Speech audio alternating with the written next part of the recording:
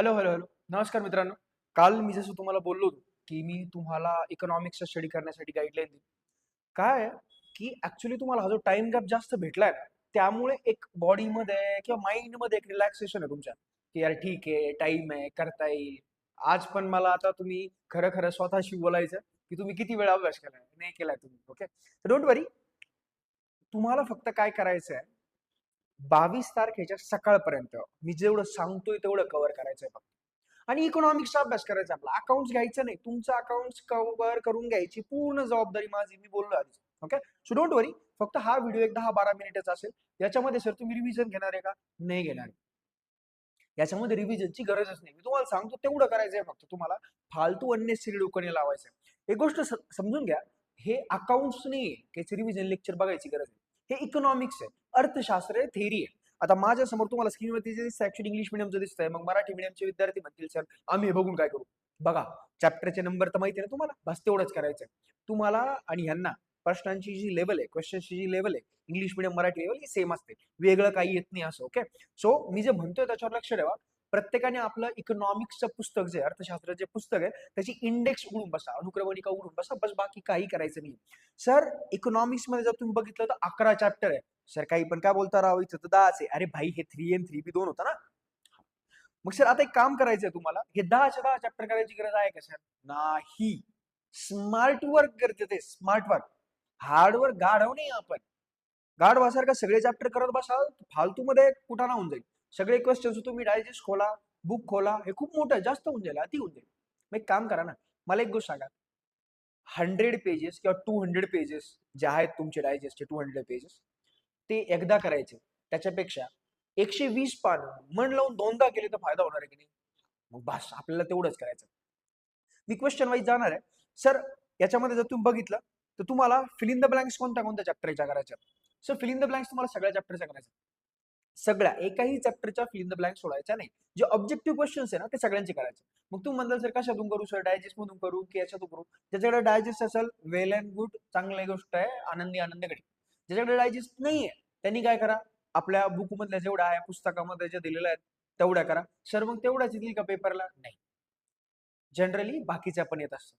मग त्याच्याकरता काय करायचं, आपल्या मित्राचा डायजेस्टचे फोटो काढून घ्यायचे, बस झालं. आता तुम्ही म्हणता सर डायजेस्ट पण घेऊ शकतो ना आपण. मी तुम्हाला सजेस्ट का नाही करत आहे, आता असं पेपरच्या 4-5 दिवस आधी तुम्ही घरच्यांना जर म्हणले की मला डायजेस्ट विकत घ्यायचं आहे, तर तुम्ही घेणारे तुम्हालाही घोडा बसेल आणि तुम्हाला सांगितलं ज्यांनी डायजेस्ट घ्या त्यालाही घोडा बसेल. मग माझं कशाला कल्याण करता ना, की नाही? So don't buy digest. आता तो वेळ पण नाहीये.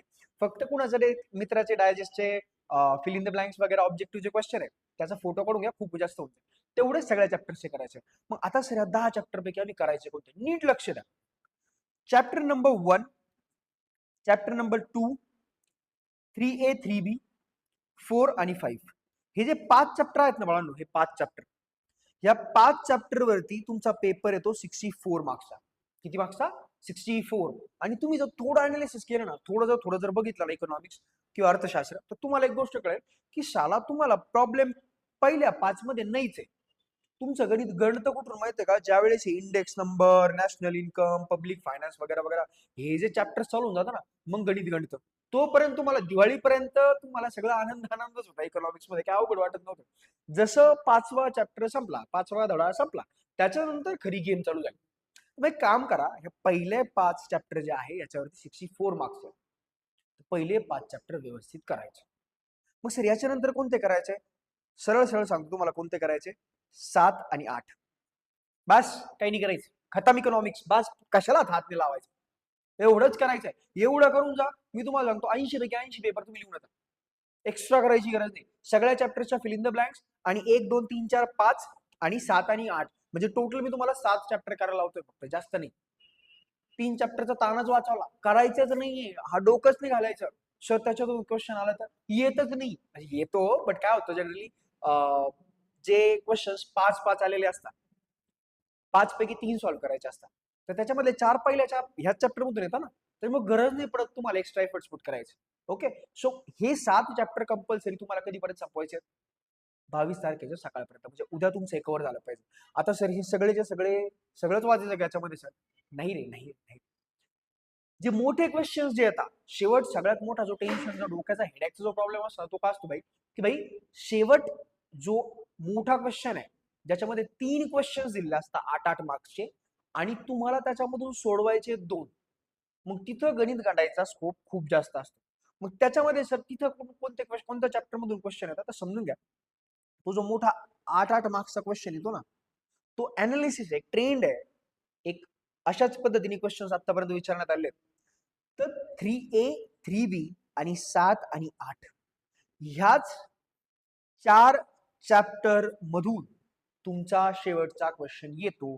तुम्ही जर हे चॅप्टर्सचे मोठे मोठे क्वेश्चन्स केले, विषय संपला. बाकीच्या चॅप्टर्सचे मोठे क्वेश्चन्स जास्त करायला परवडणार नाही.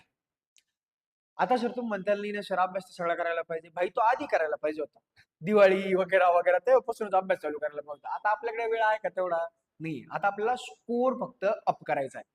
कुठून का होईना मार्क आले पाहिजे, मार्क आले पाहिजे बस. बाकी कशाशीच कर्तव्य नाही आपल्याला. मार्क आले पाहिजे. तर मार्क कसे येतील? भाई तो शेवटचा जो क्वेश्चन आहे 16 मार्क तो आपल्या बापाचाच असायला पाहिजे. 16 पैकी 15 पडले पाहिजे आणि ज्यांनी व्यवस्थित लिहिलं त्याला 16 पैकी 16 पण पडतील. तुम्हाला सांगतो law of demand, law of supply, law of diminishing marginal utility हे जे 3 लॉ आहेत त्यांचे एक्सेप्शन, अजम्पशन, आता याला मराठीत काय म्हणतात, मागणीचा जो सिद्धांत आहे तो, त्याच्यानंतर पुरवठ्याचा सिद्धांत असेल तो आणि त्याच्यानंतर घटता उपयोगितेचा सिद्धांत असं त्याला मराठीमध्ये म्हणतात. एवढी मराठी एकदम भयंकर बोललोय मी. ठीक आहे. सो आता ओव्हरऑल जर बोलायला गेलं तर हे जे 3 आहेत हे तुम्हाला कंपल्सरी आले पाहिजे. त्याला असलेले अपवाद म्हणजे एक्सेप्शन्स वगैरे वगैरे हे तुम्हाला व्यवस्थित आले पाहिजे. याच्यावरती क्वेश्चन येतो कंपल्सरी. ओके. याच्या व्यतिरिक्त मोठे मोठे क्वेश्चन फक्त ह्याच चॅप्टर मधून येणार, बाकी मधून येणार नाही. येणार नाही. गरज पडणार नाही. जर तुम्ही हे 4 चॅप्टर केले व्यवस्थित तर बाकी फालतूमध्ये जास्त करायची गरज पडणार नाही. मग सर बाकीचे ह्या चॅप्टरचं काय करायचं? 1, 2, 4, 5 छोटे छोटे क्वेश्चन याच्यातूनच येणार ना सगळे सगळे. ओके. तर मग ते सगळे व्यवस्थित कव्हर करायचे. आता तुम्हाला कळलं की भाई पहिला, दुसरा, तिसरा, चौथा पहिले 5 चॅप्टर, त्याच्यानंतर 7वा आणि 8वा चॅप्टर, हे जे 7 चॅप्टर आहे आपल्याला करायचे. त्याच्यापैकी जे मोठे क्वेश्चन्स आहे हे 3A 3B आणि 7 आणि 8 एवढ्याच चॅप्टर मधून येणार आहे. त्याच्यामुळे तेवढ्याच चॅप्टरचे करायचे. तेवढा वेळ नाही आपल्याकडे, कारण की 28ला ज्यावेळेस तुमचा अकाउंटचा पेपर संपेल त्यावेळेस एखादा नवीन धडा घेऊन नका बसू. कारण की 28ला एकदा पेपर संपला की 1 तारखेला दुसऱ्या दिवशी लगेच पेपर आहे. कळलं? आता अकाउंटचा पेपर कसा येईल काय येईल, अकाउंटचा पेपर तुम्हाला भारी जाईल, काळजी नका करू, मी सांगेल तुम्हाला कसा करायचा. पण त्यावेळेस तो पेपर, अकाउंटचा पेपर जर समजा थोडाफार टफ गेला किंवा एखादा प्रॉब्लेम टाईम नाही झाला तर माइंड आहे ना डिस्ट्रॅक्ट झालेला असतो. मग तो माइंड गोळा करायचा, सांभाळायचा आणि पेपरवरून आल्यानंतर परत पूर्ण ताकद लावून इकॉनॉमिक्सला बसायचं आणि त्याच्यात तुम्ही इंडेक्स नंबर नावाचा चॅप्टर घेतला, हा हा कॅल्क्युलेशन वाला, तर भाऊ रामकृष्ण हरी होऊन जाईल. त्याच्यामुळं अननेसेसरी कुटाणा करायचा नाही. कळलं? हा. So national income, public finance in India, demand analysis, elasticity of demand याच्यामधले मोठे मोठे क्वेश्चन्स करा. बाकी याच्यामधले मोठे क्वेश्चन्स करायची गरज नाही. त्याच्या व्यतिरिक्त पुढे काय, इंट्रोडक्शन टू मॅक्रो हा चॅप्टर करा. युटिलिटी अनालिसिस वगैरे वगैरे हे तर सांगितलंच मी तुम्हाला. एक महत्वाची गोष्ट जी मला तुम्हाला सांगायची, सर हा जो इंडेक्स नंबर नावाचा जो चॅप्टर आहे मराठी मीडियमच्या विद्यार्थ्यांनी 6वा नंबरचा चॅप्टर बघा. याच्यामधून एक कॅल्क्युलेशन वाला क्वेश्चन येत असतो. ओके. अशा पॅसेज पॅराग्राफ दिलेला असता, 3 क्वेश्चन येतात त्याच्यामध्ये आणि त्याच्यावरती तुम्हाला एक एक मार्क्सचे छोटे छोटे क्वेश्चन विचारतात. त्या इंडेक्स नंबरवरती एक क्वेश्चन त्याच्यामध्ये कंपल्सरी असतो. सर अवघड असतो का? नाही, अतिशय सोपा असतो. मी त्याचे 1-2 क्वेश्चन सॉल्व्ह करून, जे महत्वाचे मला वाटतं 3-4 क्वेश्चन सॉल्व्ह करण्याचे एक व्हिडिओ मी तुम्हाला उद्या शेअर करेल. तो तुम्ही पेपरच्या दिवशी सकाळी फक्त बघून घेतला ना, आयते मार्क्स भेटतील. 4-5 मार्क आयते तुमच्या बापाचे. कळलं? हा. त्याच्यानंतर पुढे sir foreign trade off India मधून काय करायचं, जे गिव्ह रिझन्स असतात ना, give reasons basically justify the following, true और फॉल्स विथ रिझन्स वगैरे वगैरे, ते ह्याच्यातून करायचं. ह्याचे करून जायचे. कारण की एक आहे ना याच्यावरती दरवर्षी येतो. म्हणजे 4 मार्क्सचा एक क्वेश्चन जो आहे ना तो ह्याच्यामधून येतो, म्हणजे येतो जस्टिफाय द फॉलोइंग और गिव्ह रिझन्स वगैरे जो असतो तो चॅप्टर. सो बेसिकली एक chapter foreign trade off India मधलं एवढंच करायचं, फिल इन द ब्लँक्स करायचं. आता तुम्हाला कळलंय काय करायचं, सरळ सरळ सांगतो. ऑब्जेक्टिव्ह जे आहेत, ऑब्जेक्टिव्ह हे सगळ्या चॅप्टर्सचे करून घ्यायचे. म्हणजे फिल इन द ब्लँक्स असतील, रिकाम्या जागा भरा, बरोबर की चूक लिहा वगैरे वगैरे वगैरे, हे सगळ्या चॅप्टर्सचे करून घ्यायचे. त्याच्यानंतर दुसऱ्यांदा तुम्ही काय करणार, चॅप्टर नंबर 3A 3B त्याच्यानंतर 7 आणि 8 याचे मोठे मोठे क्वेश्चन्स तुम्ही करून घ्या. मोठे मोठे क्वेश्चन्स फक्त एवढ्याच चॅप्टरचे करायचे. बाकी चॅप्टरला वेळ द्यायचा नाही. डायजेस्ट आहे, माझं डायजेस्ट कोर आहे, चुलीत जाय, काही गरज नाही करायची. वेळ नाही तेवढा आपल्याकडे. आपल्याला स्कोरिंग काढायचंय, मार्क्स काढायचे. तर मार्क्स कसे काढणार तुम्ही? 3A, 3B, 7 आणि 8 या 4 चॅप्टरचे मोठे मोठे क्वेश्चन्स व्यवस्थित करून घ्यायचे. चलो, त्याच्यानंतर तुम्ही काय करणार सर? ह्याच्यानंतर तुम्ही काय करणार? ह्याच्यानंतर तुम्ही हे जे मी तुम्हाला 7 चॅप्टर सांगितले कोणते? 1 ते 5, 1 ते 5 आणि 7, 8 एवढ्या चॅप्टर्सचे छोटे छोटे क्वेश्चन सगळ्यांचे करून घेणार. सो ह्याचे बिग क्वेश्चन्स आणि त्याच्यानंतर ह्याचे सगळे स्मॉल क्वेश्चन सगळे आन्सर इन ब्रीफ वगैरे वगैरे खतम. 80 मार्क्सचा पेपर याच्यात कव्हर होऊन जाईल. तुम्ही एवढं करून जा, काही एक्स्ट्रा करायची गरज नाही पडणार, काहीच एक्स्ट्रा करायची गरज नाही पडणार. मग सर याच्या व्यतिरिक्त हा आणि एवढं करून जर समजा एखाद्याला वेळ उरला असेल, पुरत असेल, तर मग त्यांनी बाकीच्या चॅप्टर्सला डोकं लावा. त्यांनी मनी मार्केटला डोकं लावा, फॉर्म्स ऑफ सॉरी इंडेक्स नंबरला डोकं लावा, फॉरेन ट्रेड इन इंडियाला अजून डोकं लावा या 3 चॅप्टर्सला. कारण की ते चॅप्टर्स मोठे आहे, समजून घ्यायला अडचण होते. आणि आता तुम्ही फालतूमध्ये रिव्हिजन लेक्चर्स बघत बसले तर तुमचा टाइमपास. हा मी हे करू शकतो, मला रीच भेटेल, मला तुम्ही व्हिडिओ बघताल माझे, मला आनंदी आनंदकडे आहे. बट अल्टिमेटली त्याचा तुम्हाला काही फायदा नाही होणार. आणि ज्या गोष्टीचा तुम्हाला फायदा नाही होणार, मी अननेसेसरी त्याच्याकरता तुमचा वेळ घेणार नाहीये. So that's it. इकॉनॉमिक्सची एवढी स्ट्रॅटेजी आहे. 21 उद्या 21 तारीख आहे. 21 तारखेला संध्याकाळपर्यंत तुम्हाला या गोष्टी कव्हर करायच्या आहेत. 22 तारखेला सकाळी आपण अकाउंट्स हातात घेणार म्हणजे घेणार. 22 तारखेला मी सांगणार आहे तुम्हाला की कसा कसा चॅप्टर आपल्याला चालू करायचं. आपण रिव्हिजन घेणार आहे, त्याच्या quick quick quick quick revision घेणार आहे. सॉल्व्ह नाही करायचं आपल्याला. एक गोष्ट सांगतो तुम्हाला, इकॉनॉमिक्सची लिहून प्रॅक्टिस करू नका. का? इकॉनॉमिक्स प्रॅक्टिकल नाहीये, ते थेरी आहे. जितकं जास्त वाचाल तेवढं चांगलं होईल. अननेसेसरी लिहून प्रॅक्टिस बावळटासारखा वेळ वाया घालू नका. फक्त काय करायचंय? फक्त वाचायचंय. पाठ नाही करायचंय, वाचायचंय.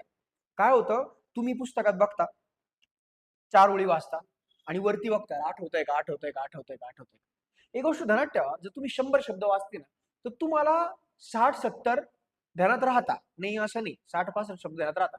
पण प्रॉब्लेम काय होतो, एक सायकोलॉजिकल प्रॉब्लेम काय होतो, तुम्ही ते 60 शब्द तुमच्या ध्यानात राहिलेले असतात, तुम्ही आठवता, ओके असं असं आहे, असं असं आहे, असं असं, आणि खाली पुस्तकाकडे बघता. ज्यावेळेस पुस्तकाकडे बघता ना, मग तुम्हाला कळतं यार पुस्तकात तर 100 शब्द आहे. मग तुम्ही तुम्हाला ध्यानात असलेले किंवा पाठ झालेले 60 शब्द ह्या 100 शब्दाशी कम्पेअर करता आणि मग म्हणता यार माझं तर हौच नाही राहिलं, पाठच नाही होऊ राहिलं. मग तो स्ट्रेस येतो. विचार करायचा नाही. एकदा वाचायचं, दोनदा वाचायचं, तीनदा वाचायचं, 4 वेळेस वाचायचं. जेवढ्या वेळेस वेळ भेटल तेवढ्या वेळेस again end again again end again go through करायचं. पाठ करायचा, विचार करायचा नाही. पेपरला जा, ऑटोमॅटिक आठवतं. मी स्वतः पेपर दिलेले भाई. बरोबर आहे ना, स्वतःच्या वस्तू इथपर्यंत आले, ठीक आहे. सो सो बेसिकली अननेसेसरी पाठ करायच्या फंदात पडू नका. ते खाली बघायचं आणि वरती करायचं. अहो ते पहिली दुसरीला केलं आपण. मॅडम जसं आपल्याकडून दुसरी 2 नंबरचा पाढा, 3 नंबरचा पाढा, टेबल्स वगैरे पाठ करून घेत होते, त्यावेळेस केलं आपण. आता नाही गरज, आता नाही गरज. हे सायन्स पाठ करत होतो आपण, जे सेमी वगैरे असेल, सायन्स विज्ञान basically, mitochondria is the power of cell, ते पाठ करायचं होतं. आता पाठ झालंय, पाठ डोक्यात आहे. त्याची त्या टाईपचं स्टडी पॅटर्न नाही याच्याकरता. याच्याकरता काय करायचं तुम्हाला, सरळ सरळ एकदा वाचा, मन लावून वाचा फक्त. आणि फोन जो आहे आपला, तो जरा त्याला शांती दिली तर बरं राहील. फक्त व्हिडिओ आले तेवढे माझे नोटिफिकेशन बघायचं. तुमच्या काही क्वेरी असतील. आणि हा अजून एक मी सांगू इच्छितो, हा ज्या व्हॉट्सअप थ्रू तुम्हाला जी लिंक येते किंवा युट्यूबवरती तुम्ही जो व्हिडिओ बघता, तुम्हाला जर एखादा टॉपिक जर जातोय अकाउंट्स करताना, सर एखादा चॅप्टरची भीती वाटतीये, आता फायनल अकाउंट सगळे जाऊन म्हणतात final account, final account, final account. अरे फायनल अकाउंट आपलं 11वीला पण झालं, 12वीला पण तुम्ही कुत्र्यासारखं गेलेलं आहे. त्याच्यामध्ये अननेसेसरी एक्स्ट्रा वेळ घालवण्यात काही सेन्स बनत नाही. तुम्ही 50 वेळेस त्याचे प्रॉब्लेम सोडवले ना तरी काही होणार नाही. घंटा त्याच्यामध्ये अजून एक्स्ट्रा. ते आलेलं आहे, आलेलं आहे, संपला विषय. आता लोक कशाला, जे चॅप्टर येत नाही. आता सध्या इकॉनॉमिक्स करा, जे मी चॅप्टर सांगितले याच्यापैकी तुम्हाला काही नाही ते मला सांगा, मी तेवढ्या गोष्टीचं फक्त रिव्हिजनचं एखादं छोटंसं लेक्चर बनवून देईन. अननेसेसरी मी तुमचा वेळ घेणार नाही, अननेसेसरी मी तुम्हाला व्हिडिओ बघायला लावणार नाही. व्हिडिओज बघू नका, इकॉनॉमिक्सचे फालतू व्हिडिओज बघू नका. वेळ जाईल. फक्त स्ट्रॅटेजी करा प्रॉपर. आपला हे जे 7 चॅप्टर आहे तुमच्या करता डोळ्यासमोर, तुम्हाला फक्त हेच 7 चॅप्टर पाहिजे, बाकी तुमच्या डोळ्यासमोर काहीही नको. ओके, चालो. So see you in the next video. मी तुम्हाला तर भेटत राहणार आहे. अकाउंट्सला आपण टार्गेट करणार आहे, पण तोपर्यंत अकाउंटचा विचार करायचा नाही. कधीपर्यंत? 22 तारखेला गुड मॉर्निंग होऊपर्यंत. ज्या वेळेस 22ला गुड मॉर्निंग तुम्हाला मेसेज पडेल, ज्याचा कोणाचा तुम्हाला पडतो, त्यानंतर तुम्हाला काय करायचंय, अकाउंट हातात घ्यायचे. तोपर्यंत अकाउंटचा विचार करायचा नाही. अकाउंट खूप सुंदर 5 दिवस खूप जास्त आले account. Okay. So best of luck. See you in the next video. Bye.